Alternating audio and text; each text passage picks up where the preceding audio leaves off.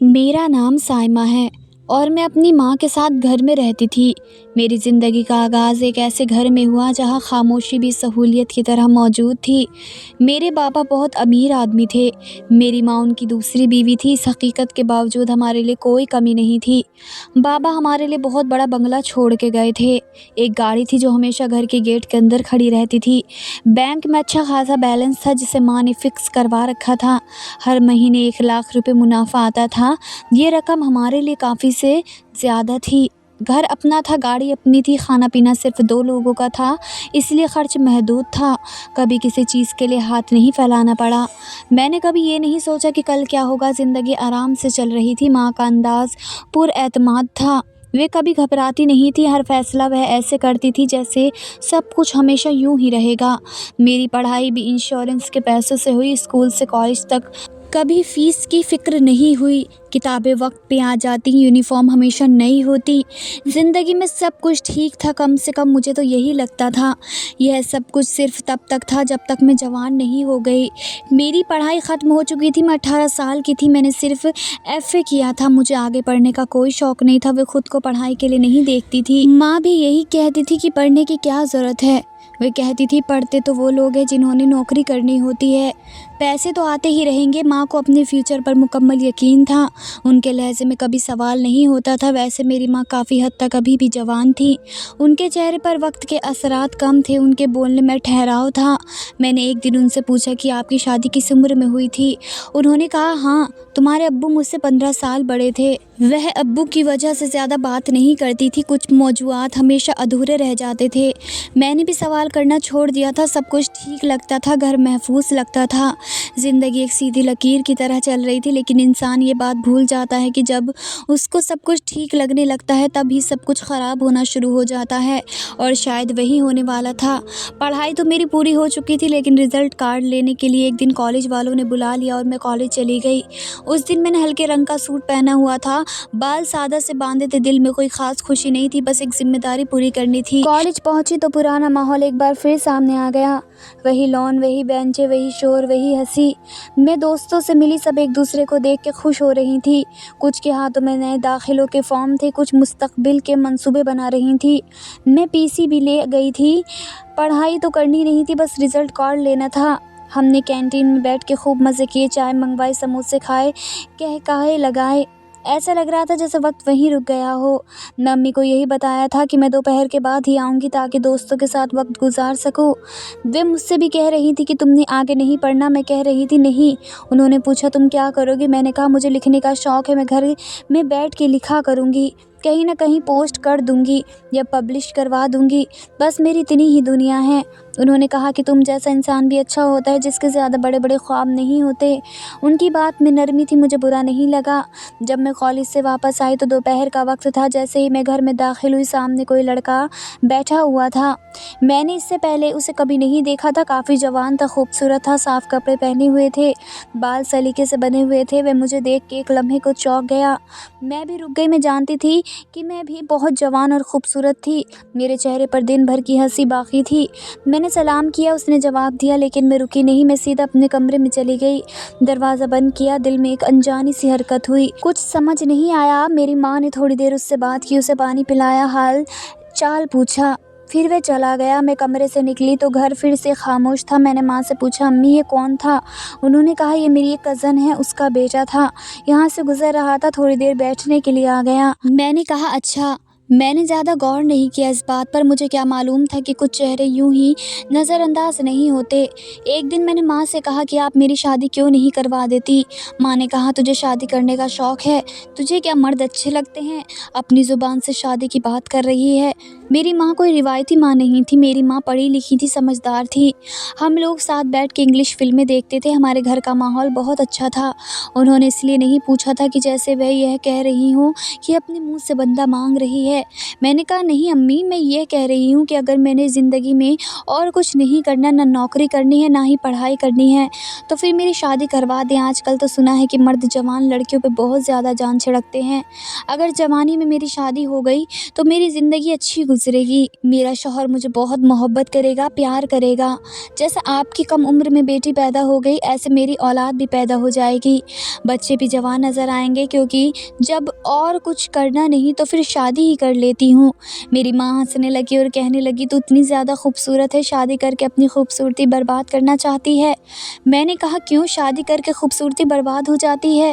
انہوں نے کہا کہ اور کیا، ایک بچہ ہوتا ہے، عورت کی خوبصورتی ختم، اور دوسرا ہو جائے تو وہ دیکھنے کے قابل بھی نہیں رہتی۔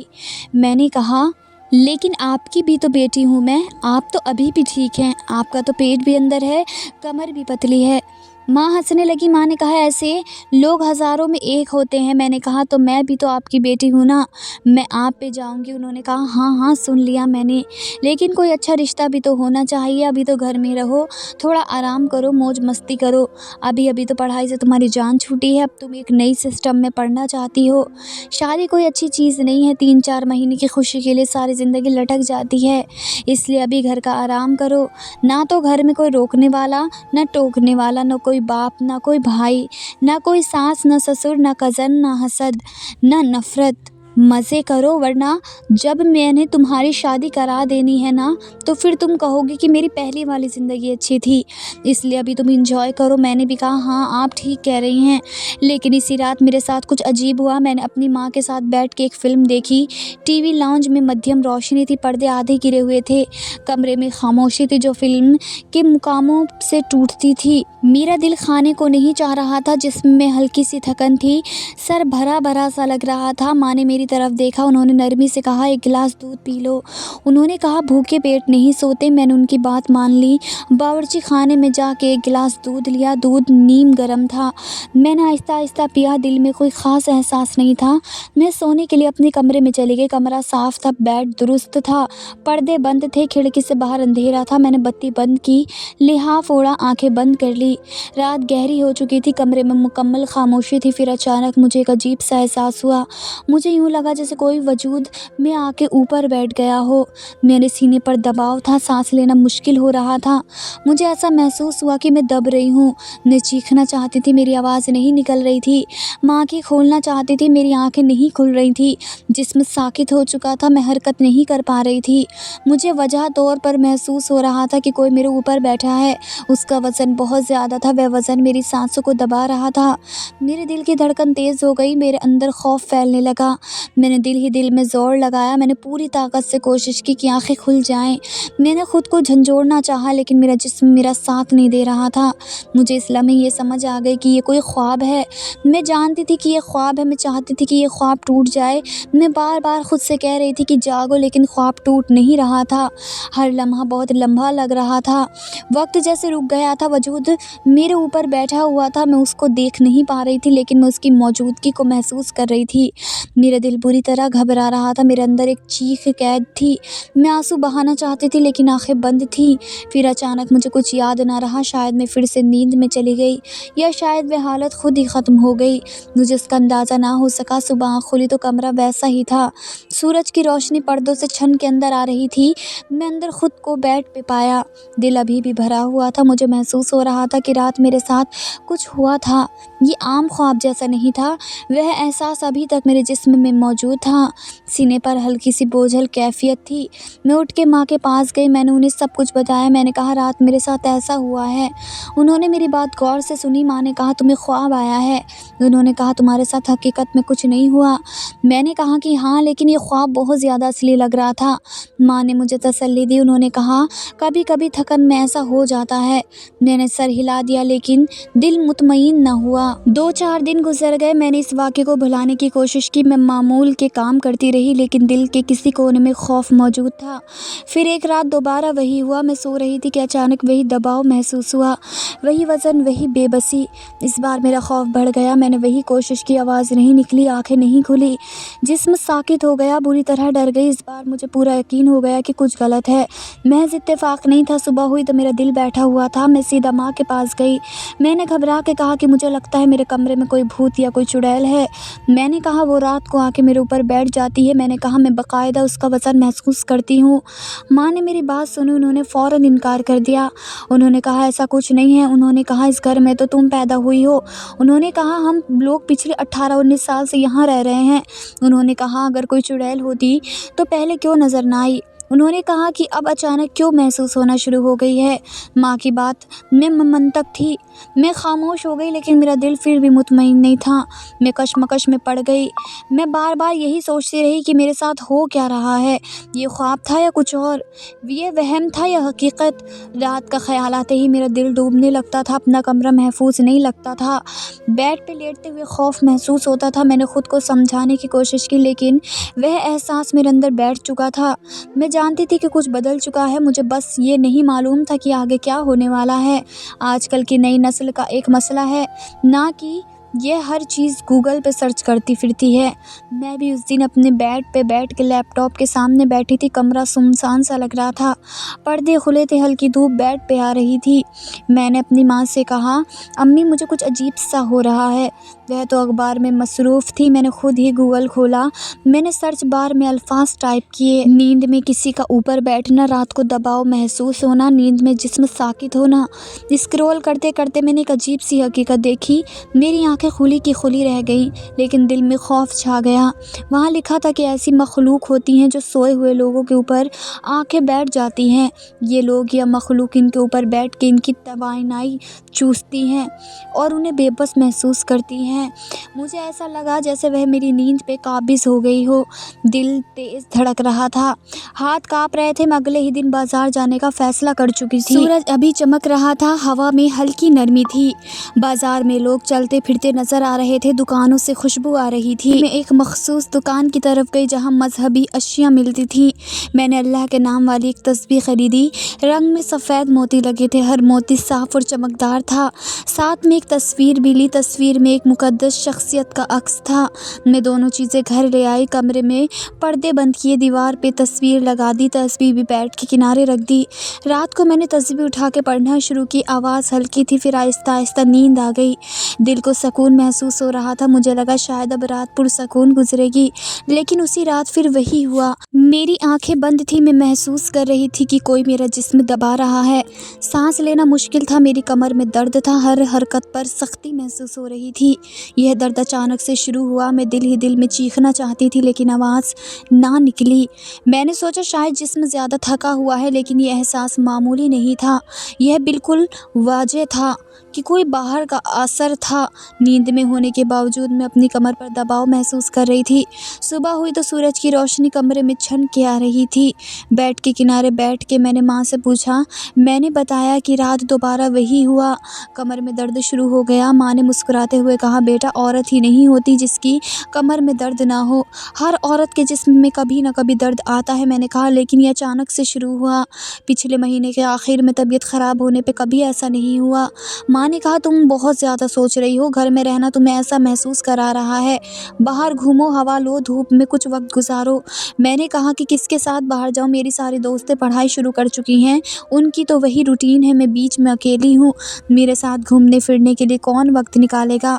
ماں نے کہا نئے دوست بنا لو، ہنس کے کہا کہ کوئی نہ کوئی تمہارے لیے وقت نکال لے گا۔ میں خاموش ہو گئی، دل میں ایک عجیب سا سکون اور بے چینی ایک ساتھ تھی۔ میں نے سوچا کہ شاید حقیقت میں باہر نکلنا اور روشنی لینا مجھے خوف سے زیادہ آزاد کرے۔ کمرے کا ماحول پھر بھی پراسرار تھا، پردے ہلکے سے ہل رہے تھے، ہوا کے جھونکے سے تسبیح کی زنجیر ہلکی سی بج رہی تھی، تصویر کی روشنی مدھم پڑ رہی تھی۔ میں بیڈ پہ بیٹھی ہوئی سوچ رہی تھی کہ یہ جو احساس ہے یہ حقیقت ہے یا میرا خوف۔ میرا دل تیز دھڑک رہا تھا، ہر لمحے میں اپنے جسم کے ہر حصے کو محسوس کر رہی تھی۔ کمر کا درد اور آنکھوں کی بندش نے مجھے مکمل طور پر محتاط کر دیا تھا۔ میں جانتی تھی کہ کچھ صحیح نہیں ہے۔ میں نے تسبیح اٹھا کے ایک بار پھر آہستہ آہستہ پڑھنا شروع کیا۔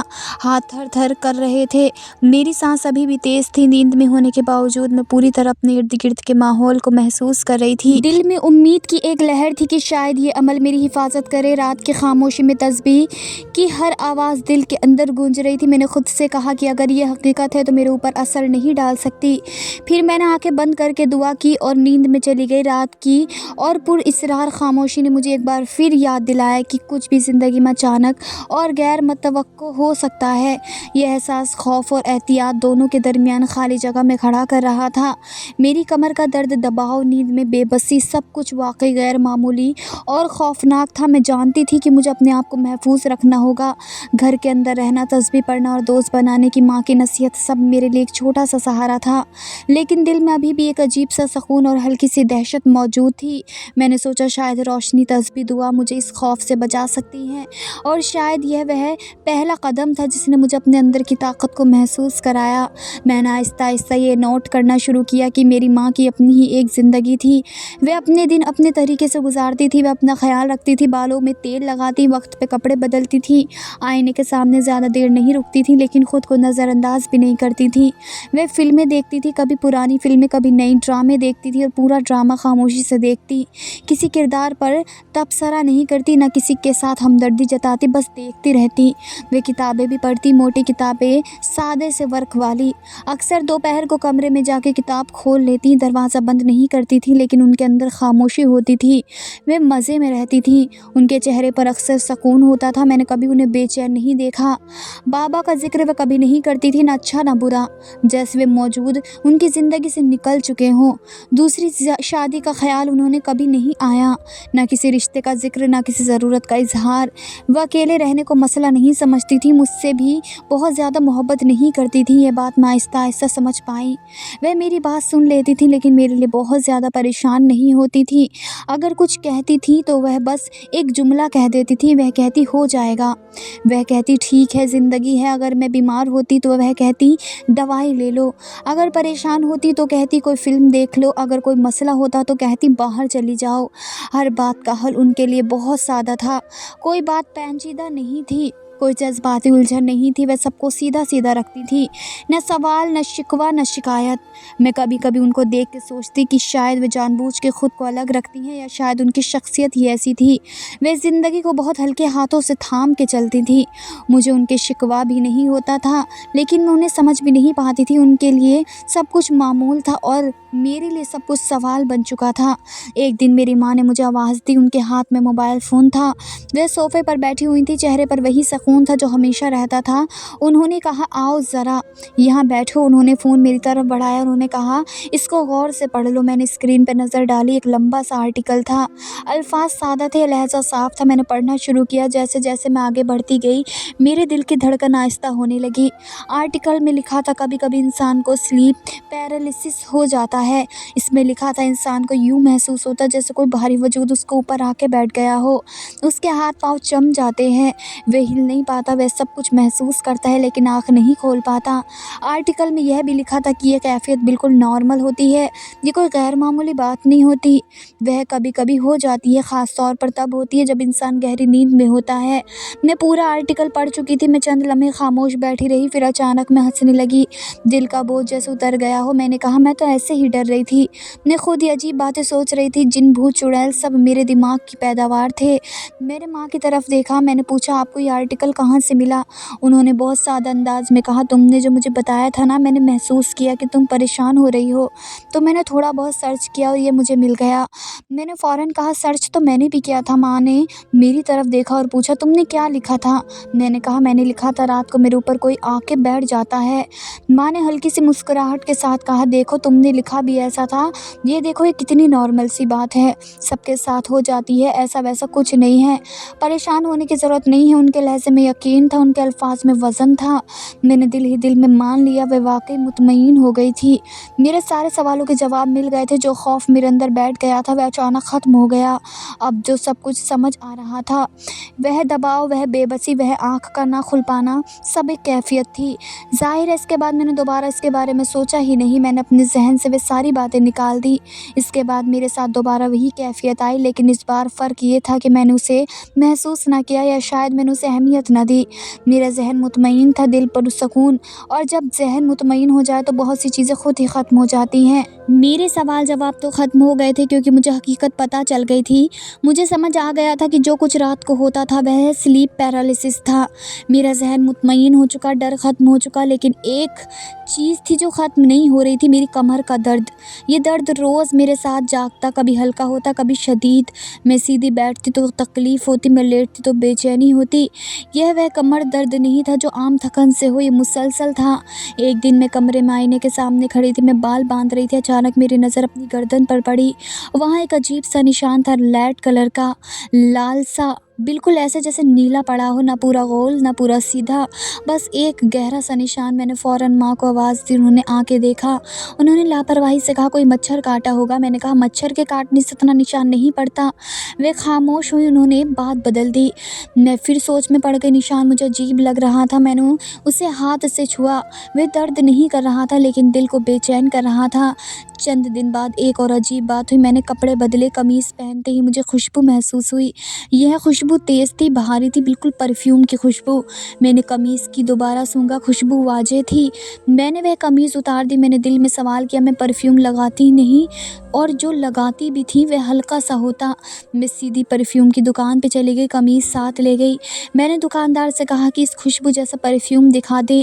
یہ ان کے لیے کوئی عجیب بات نہیں تھی، لوگ اکثر ایسے ہی آتے تھے۔ وہ مختلف بوتلیں دکھانے لگے۔ کچھ دیر بعد انہوں نے ایک بوتل میری طرف بڑھائی، میں نے سونگھا، وہی خوشبو تھی۔ میرا دل دھک سے رہ گیا، یہ مردوں کا پرفیوم تھا۔ میں نے پوچھا یہ کون سا ہے؟ انہوں نے نام بتایا۔ میں جانتی تھی کہ یہ پرفیوم ہمارے گھر میں کسی کے پاس نہیں تھا، نہ ماں کے پاس، نہ کسی مہمان کے پاس، نہ کسی الماری میں۔ میں واقعی حیران ہو گئی، میرے دماغ میں سوالوں کی قطار لگ گئی۔ اس کے بعد میں نے اپنے جسم میں کچھ اور تبدیلیاں بھی محسوس کرنا شروع کر دی، چھوٹی چھوٹی باتیں، ایسی باتیں جن پہ پہلے کبھی غور نہ کیا، لیکن اب وہ نظر آنے لگی، مجھے کچھ ایسا بتا رہی تھی جو الگ حقیقت تھی، تو بہت ہی خطرناک حقیقت ہو سکتی تھی۔ میرا دل گھبرا جاتا، میں خود سے سوال کرتی تھی لیکن جواب کہیں نہیں ملتا تھا۔ اب میں کیا کرتی؟ دوست تو میری بہت تھیں لیکن ایک ہی بیسٹ فرینڈ تھی، وہی جس کے سامنے ہمیں ہر بات کہہ سکتی تھی، وہی جس سے میں بغیر جھجک بات کر سکتی تھی۔ میں نے اسے سب کچھ بتایا، کمر کا درد، گردن کا نشان، پرفیوم کی خوشبو۔ وہ خاموش ہو گئی، پھر اس کی آواز بدلی، وہ بھی گھبرا گئی تھی۔ اس کا بھائی CCTV کیمروں کا کام کرتا تھا۔ اس نے آہستہ سے کہا کہ ایک راستہ ہے۔ اس نے کہا میں تجھے بھائی سے ایک کیمرہ لا کے دوں گی، تو اپنے کمرے میں لگا دینا، ویڈیو ریکارڈ ہو جائے گی، پھر پتہ چل جائے گا کہ تیرے ساتھ کیا ہو رہا ہے۔ وہ باتیں جو میں نے اسے بتائی تھیں وہ عام باتیں نہیں تھیں، وہ ایسی باتیں تھیں جو ایک لڑکی صرف لڑکی سے ہی کر سکتی تھی، اور وہ بھی اب پریشان تھی۔ اس کے لہجے میں وہی خوف تھا جو اب میرے اندر بیٹھ چکا تھا، وہ جو محسوس ہوا کہ معاملہ اب میرے اکیلے کا نہیں رہا، کچھ ایسا تھا جو سامنے آنا چاہتا تھا، اور شاید اب اس سے سامنے آنا ہی چاہیے تھا۔ فیصلے تک نہیں پہنچ پا رہی تھی۔ آخرکار میں نے اپنی دوست کو فون کیا، میں نے کہا مجھے وہ کیمرہ لا دو، اب مزید انتظار نہیں ہو رہا۔ وہ اگلے دن آئی، اس کے ہاتھ میں ایک چھوٹا سا ڈبہ تھا۔ اس نے کمرے میں آ کے دروازہ بند کیا، اس کی آواز میں گھبراہٹ تھی۔ اس نے کیمرہ نکالا، اس نے مجھے سمجھایا کہ اسے کہاں رکھنا ہے، اس نے بتایا کہ موبائل سے کیسے کنیکٹ کرنا ہے، اس نے بتایا رات بھر ویڈیو بنتی رہے گی، صبح تک سب کچھ فون میں محفوظ ہو جائے گا۔ پھر اس نے ایک بات کہی، اس نے کہا یہ کیمرہ بہت مہنگا ہے، بھائی سے ادھار لیا ہے، واپس ضرور کر دینا۔ میں نے کہا مجھے بس ایک ہی رات کا کام ہے۔ وہ چلی گئی، میں اکیلی کمرے میں کھڑی رہی، کیمرہ میرے ہاتھ میں تھا، میرا دل زور زور سے دھڑک رہا تھا۔ میں نے کیمرہ لگا دیا ایسے زاویے پر کہ پورا کمرہ نظر آئے، دروازہ بھی، بستر بھی۔ میرے ذہن میں دو ہی باتیں تھیں، یا تو کوئی بے معنی بات سامنے آئے گی یا واقعی کوئی جن یا بھوت ہوگا۔ رات ہوئی، ماں نے حسب معمول دودھ کا گلاس بنا کے دیا، میں نے خاموشی سے پی لیا، میں نے کچھ نہیں کہا۔ میں بستر پہ لیٹ گیا، آنکھیں بند ہو گئی۔ اس رات کچھ نہیں ہوا، میں صبح اٹھی تو کمر میں درد نہیں تھا، میں نے ویڈیو نہیں دیکھی، میں نے کیمرہ بھی نہیں ہٹایا، میں نے امی کو بھی کچھ نہیں بتایا۔ اگلی رات میں نے دوبارہ کیمرہ آن کیا، سب کچھ ویسا ہی رکھا، دودھ کا گلاس پھر آیا، میں نے پھر پی لیا۔ اس رات نیند بھاری تھی، جسم سن ہو گیا، صبح آنکھ کھلی تو کمر میں شدید درد تھا، میرا دل ڈوب گیا، مجھے یقین ہو گیا کہ رات کچھ ہوا ہے۔ میں نے دروازہ بند کیا، پردے گرائے، بیڈ پر بیٹھ گئی۔ میں خود کو سوتے ہوئے دیکھ رہی تھی، پھر اچانک دروازہ کھلا، میرے قدموں کے نیچے سے زمین نکل گئی۔ میں نے دیکھا دروازہ کھلا، وہ دروازہ کھولنے والی کوئی اور نہیں تھی، میری اپنی ماں تھی۔ میرے ہاتھ کانپنے لگے، سانس رک گئی۔ ماں نے دروازہ کھولا، اس کے پیچھے ایک آدمی کھڑا تھا۔ وہ آدمی تھا کوئی سایہ نہیں، کوئی غیر مرئی وجود نہیں۔ وہ اندر آیا، ماں نے دروازہ بند کیا۔ اس کے بعد جو میں نے دیکھا وہ میری زندگی کا سب سے خوفناک منظر تھا۔ ماں نے اس آدمی سے پیسے لیے، نوٹ اس کے ہاتھ میں تھے، اس نے ماں کی طرف بڑھائے، ماں نے گنے پھر جیب میں رکھ لیے۔ میں بستر پہ بے ہوش پڑی تھی، ہل نہیں رہی تھی، آنکھیں بند تھی۔ وہ آدمی میرے قریب آیا، اس کے بعد جو ہوا میں الفاظ میں بیان نہیں کر سکتی، لیکن کیمرے میں سب کچھ صاف تھا۔ میرا دل پھٹ گیا، میری روح کانپ گئی، میری چیخ اندر ہی اندر دب گئی۔ میں نے موبائل گرا دیا، میں زمین پر بیٹھ گئی، میرے ہاتھ سر پہ تھے۔ مجھے فوراً سمجھ آ گیا، وہ دودھ کا گلاس، وہ گہری نیند، وہ بے ہوشی، سب ایک منصوبہ تھا۔ میں نے خود کو سنبھالا، میں فوراً لیڈی ڈاکٹر کے پاس گئی۔ کلینک پہ خاموشی تھی، اس نے میرا معائنہ کیا، چند لمحے خاموش رہی، پھر اس نے کہا آپ تو مجھے شادی شدہ لگ رہی ہیں۔ میں نے کچھ نہیں پوچھا، مجھے اس جملے کا مطلب اچھی طرح سمجھ آ گیا۔ میں باہر آ گئی، میری ٹانگیں کانپ رہی تھی۔ گھر جا کے میں نے دودھ کا وہی گلاس اٹھایا جس میں تھوڑا سا دودھ لگا ہوا تھا، میں اسے لیبارٹری لے گئی۔ کچھ وقت بعد رپورٹ آ گئی، انہوں نے کہا اس میں نشاور دوا شامل کی گئی ہے۔ میرے پاس سب کچھ تھا، ویڈیو، میڈیکل تصدیق، لیبارٹری رپورٹ، لیکن میرا دل مکمل طور پر ٹوٹ چکا تھا۔ میرے اندر جو طوفان تھا وہ میں ہی سمجھ سکتی تھی۔ میرے ساتھ برا ہو رہا تھا اور یہ سب کروانے والی میری اپنی ماں تھی، وہ ماں جس کی صرف ایک بیٹی تھی، وہ ماں جس کی ساری دنیا میں بس میں تھی، وہ ماں جس کا واحد سرمایہ میں تھی۔ وہ کیسے یہ کر سکتی تھی کہ وہ میرے ساتھ ایسا کرے؟ یہ سوال میرے دماغ میں گونج رہا تھا، ہر گونج کے ساتھ میرا وجود ٹوٹ رہا تھا۔ میں نہیں جانتی میں کتنے دن روئی، وقت کا اندازہ ختم ہو گیا، دن رات ایک جیسے لگتے تھے، آنکھیں سوجی ہوئی تھی، دل بوجھل تھا، جسم تھکا ہوا تھا، میرے اندر ہمت نہیں ہو رہی تھی۔ میں جانتی تھی کہ سچ سامنے آ چکا ہے، لیکن سچ کو زبان پہ لانا سب سے مشکل ہوتا ہے۔ پھر ایک دن میں نے خود کو سنبھالا، میں نے وہ دودھ پینا چھوڑ دیا جو میری ماں میرے لیے لایا کرتی تھی۔ پہلے دن اس نے کچھ نہ کہا، دوسرے دن وہ چونک گئی، اس نے پوچھا تم دودھ کیوں نہیں پی رہی؟ میں نے کہا دل نہیں چاہ رہا۔ وہ مجھے غور سے دیکھنے لگی، 2 دن میں اندر ہی اندر ٹوٹتی رہی۔ تیسرے دن میں نے فیصلہ کر لیا، میں نے سارے ثبوت ٹیبل پہ رکھ دیے، موبائل، رپورٹ، ویڈیو۔ میں اس کے سامنے بیٹھ گئی، میرے ہاتھ کانپ رہے تھے، دل زور زور سے دھڑک رہا تھا۔ میں نے کہا مجھے سب پتہ چل گیا ہے، اب آپ بتائیے آپ میرے ساتھ ایسا کیوں کر رہی تھی؟ آپ یہ میرے ساتھ کیسے کر سکتی ہیں؟ میری آواز بلند ہو گئی، میں چلا رہی تھی، میں چیخ رہی تھی، میرے اندر جو درد بھرا ہوا تھا وہ بول رہا تھا۔ وہ خاموش بیٹھی رہی، اس کے چہرے پہ کوئی حیرت نہیں تھی، کوئی ندامت نہیں تھی۔ میں نے چیخ کے کہا آپ اپنی بیٹی کے ساتھ ایسا کیسے کر سکتی ہیں؟ تب وہ چیخ اٹھی، اس نے کہا نہیں ہو تم میری بیٹی۔ اس کے ان الفاظ کے بعد میرے کانوں نے کام کرنا بند کر دیا۔ میں نے کہا اس کا کیا مطلب؟ وہ بولی تمہارے باپ سے میری شادی ضرور ہوئی، لیکن تم میری بیٹی نہیں ہو۔ میرے جسم میں سرد لہر دوڑ گئی، وہ بولتی گئی، اس نے کہا تم تمہارے باپ کی بیٹی ہو، تمہاری پہلی ماں کی جو تمہیں پیدا کر کے مر چکی تھی۔ میں ساکت ہو گئی۔ اس نے کہا تمہارے باپ نے تمہیں پالنے کے لیے مجھ سے شادی کی، اسے ایک ماں کی ضرورت تھی بس اس لیے۔ اس نے کہا میرے ساتھ تمہارے ساتھ کبھی برا نہیں کیا جب تک تمہارا باپ زندہ تھا۔ اس نے کہا لیکن جب وہ اس دنیا سے چلا گیا تب میں نے اپنی زندگی جینی شروع کی۔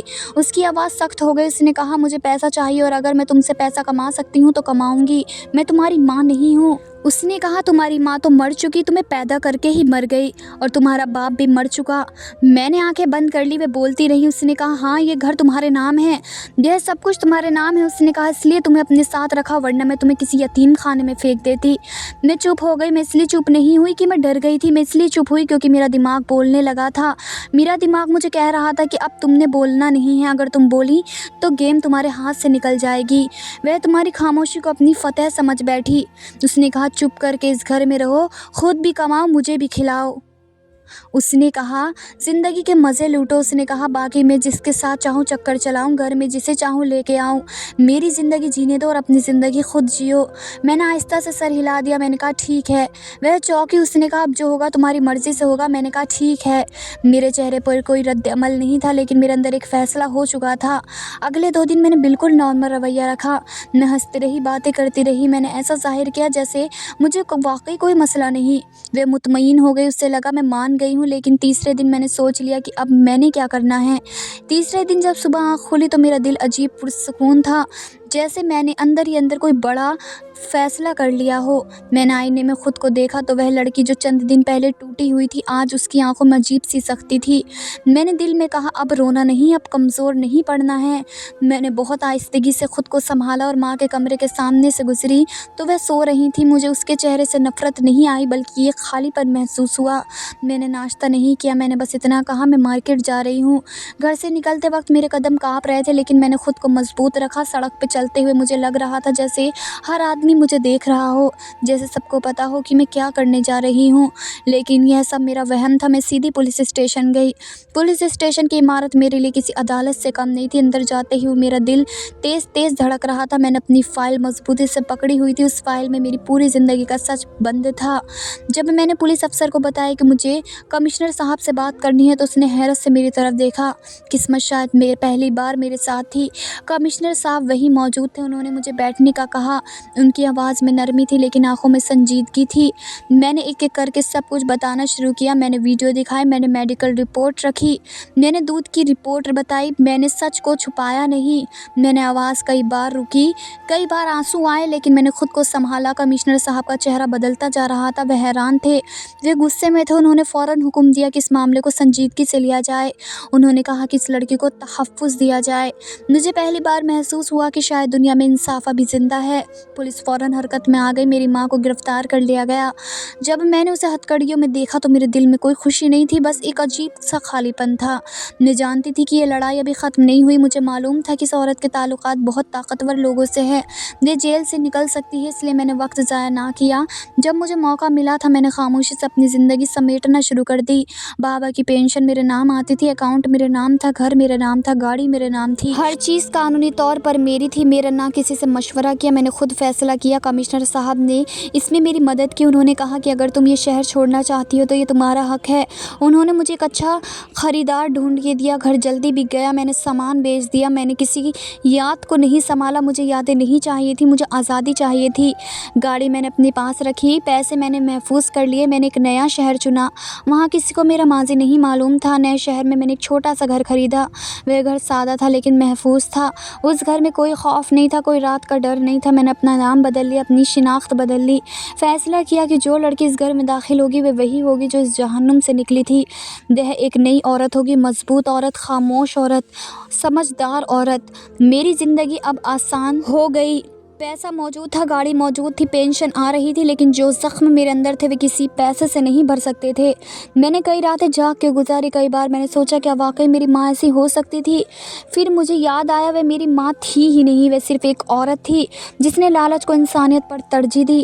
میں نہیں جانتی تھی کہ وہ جیل سے نکلی یا نہیں، میں نہیں جانتی تھی کہ اس نے میری تلاش کی یا نہیں، لیکن میں جانتی ہوں کہ وہ مجھے کبھی نہیں ڈھونڈ سکے گی، کیونکہ میں نے صرف شہر نہیں بدلا تھا، میں نے اپنی تقدیر بدل لی تھی۔ میں نے خود کو بچا لیا تھا اور یہی میری سب سے بڑی جیت تھی۔ یہ آخری حصہ میں درد کے ساتھ مگر ٹھہراؤ کے ساتھ بتا رہی ہوں تاکہ کہانی صرف المیہ نہ رہے بلکہ سمجھ اور شعور پہ ختم ہو۔ اس لیے وہ عورت مجھے پڑھنے نہیں دینا چاہتی تھی۔ اب جب میں پیچھے مڑ کر دیکھتی ہوں تو ہر بات سمجھ آتی ہے۔ اسے ڈر تھا کہ اگر میں نے کتابیں پڑھ لی، اگر میں نے لفظوں کو سمجھ لیا، اگر میں نے ذہن میں سوال پیدا ہو گئے تو اس کی بنائی ہوئی دنیا ٹوٹ جائے گی۔ اس لیے اس نے میری پڑھائی روک دی، اس لیے وہ مجھے یہ احساس دلاتی کہ لڑکی کو زیادہ پڑھ لکھ کے کیا کرنا ہے۔ مجھے کم عقل رکھنے کی کوشش کی گئی تاکہ میں سوال نہ کر سکوں، تاکہ میں بس مانتی رہوں، لیکن وقت نے مجھے ایک اور موقع دیا۔ جب میں نے نیا شہر اپنایا تو میں نے سب سے پہلے اپنی پڑھائی دوبارہ شروع کی۔ کتاب ہاتھ میں لیتے ہی مجھے محسوس ہوا جیسے میں اپنی چھینی ہوئی سانسیں واپس لے رہی ہوں۔ پڑھنا میرے لیے صرف تعلیم نہیں بلکہ علاج تھا۔ ہر صفحہ مجھے بتاتا تھا کہ میں پاگل نہیں ہوں، میرے ساتھ واقعی ظلم ہوا۔ علم نے مجھے مضبوط کیا، مجھے یہاں ایک اچھی فیملی بھی ملی جو ساتھ ہی رہتی تھی۔ میں کسی پر مکمل بھروسہ نہیں کر پاتی تھی، میں مسکرا دیتی تھی لیکن دل میں ایک دیوار تھی۔ میں جانتی تھی کہ ہر انسان برا نہیں ہوتا، لیکن میرا دل اب آسانی سے یقین نہیں کرتا تھا۔ میرے ساتھ جو ہوا وہ اس بات کا ثبوت تھا کہ رشتوں کے نام پر سب کچھ سچ نہیں ہوتا۔ یہ بھی سچ ہے کہ اکثر لوگ کہتے ہیں کہ ماں جیسا کوئی نہیں ہوتا، لیکن میری زندگی نے تو مجھے ایک اور ہی سچ دکھایا۔ خون کے رشتے کبھی کبھی صرف نام کے ہی ہوتے ہیں، محبت زبردستی پیدا نہیں ہوتی، اور ماں ہونا صرف پیدا کرنے کا نام نہیں بلکہ حفاظت کا وعدہ ہوتا ہے جو اس عورت نے کبھی پورا نہیں کیا۔ میں شکر ادا کرتی ہوں کہ مجھے وقت پہ سچ معلوم ہو گیا۔ اگر میں اور دیر کرتی تو شاید میں زندہ ہوتی، مگر اکثر اندر سے مر ہی چکی ہوتی۔ اور جب میں سوچتی ہوں تو حیران رہ جاتی ہوں، کیسے وہ عورت روز مجھے دیکھ کے مسکراتی، کیسے وہ جھوٹ بولتی، کیسے اداکاری کرتی اور میں سچ مانتی رہی۔ میں خود کو بیوقوف کہتی ہوں، لیکن پھر یاد آتا کہ اعتماد کرنا بیوقوفی نہیں ہوتی، دھوکہ دینا جرم ہوتا ہے۔ آج بھی میں روتی ہوں، آج بھی راتوں کو نیند نہیں آتی، کئی دفعہ دل گھبرا جاتا ہے، میں ڈپریشن میں بھی ہوں۔ یہ ماننا مشکل نہیں ہے کیونکہ زخم بہت گہرے تھے۔ میں مان چکی ہوں کہ کمزور ہونا گناہ نہیں ہے۔ میں نے یہ سیکھ لیا ہے کہ زندگی صرف ماضی کا نام نہیں ہوتی۔ میں نے اپنے لیے ایک نئی پہچان بنائی ہے۔ میں نے خود سے وعدہ کیا ہے کہ میں اب کسی کو اجازت نہیں دوں گی کہ وہ میری خاموشی کو میری کمزوری سمجھے۔ میں معتاد ہوں مگر بند نہیں، میں ڈری ہوئی ہوں مگر ختم نہیں۔ یہ کہانی یہاں ختم نہیں ہوتی، یہ صرف یہاں رکتی ہے، کیونکہ اب آگے جو زندگی ہے وہ میری اپنی ہے اور یہی میری سب سے بڑی فتح ہے۔ اس دنیا میں برے لوگوں کی کمی نہیں، کبھی بھی کسی پہ بھروسہ نہیں کرنا چاہیے۔ جن کے ماں باپ نہیں ہوتے وہ اسی طرح رل جاتے ہیں۔ میں تو کبھی کبھی یہ سوچتی ہوں کہ یہ عورت شاید پھر بھی اچھی تھی کہ اس نے مجھے کسی یتیم خانے یا کوڑے میں نہیں پھینک دیا، نہیں تو یہ بھی ہو سکتا تھا۔ اللہ ساری بیٹیوں کے نصیب اچھے کرے، سب کی عزت محفوظ رکھے۔ میری تو یہی دعا ہے۔ میں ڈر جاتی ہوں جب مجھے یہ سب کچھ یاد آتا ہے۔ اس سے تو اچھا ہوتا ہے کہ میرے پیچھے کوئی بھوت ہی پڑتا جو رات کو آ کے میرے اوپر بیٹھ جاتا، کم سے کم میرا دل اتنی بری طرح سے نہ دکھتا، مجھے اتنا برا نہ لگتا۔ سوچتی ہوں تو روح کانپ جاتی ہے۔ جو میرے ساتھ ہوا وہ کسی کے ساتھ نہ ہو، مجھے اتنا برا نہ لگتا۔ تو ناظرین، کیسی لگی آج کی کہانی پسند آئی تو ویڈیو کو لائک، چینل کو سبسکرائب کر دیں۔ دھنیہ واد دوستو۔